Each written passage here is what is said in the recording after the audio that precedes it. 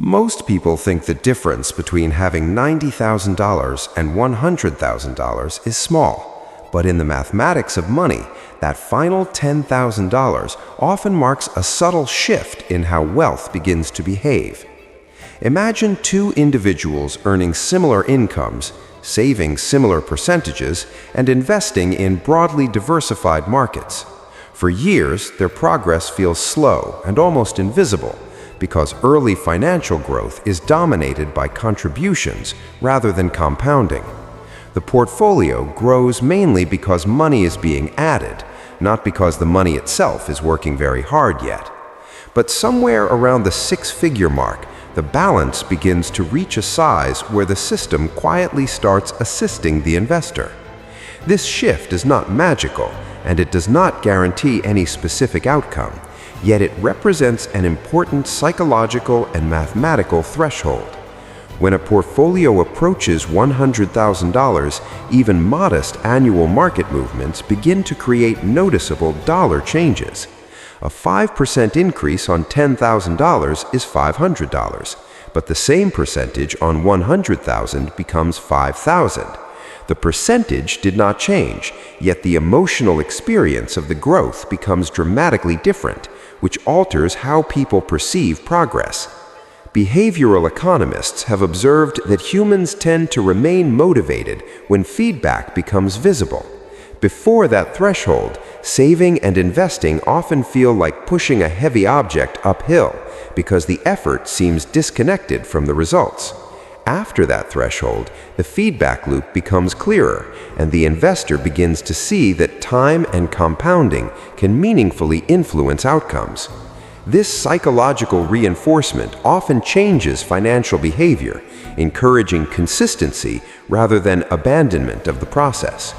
From a mathematical perspective, compounding works quietly but relentlessly. Each year, the portfolio grows not only from new contributions, but also from the previous growth layered on top of itself. As balances expand, the portion of growth generated by the portfolio itself slowly becomes larger relative to new deposits. The system begins to shift from contribution-driven growth toward capital-driven growth, which is a subtle but powerful transition in the mechanics of long-term investing.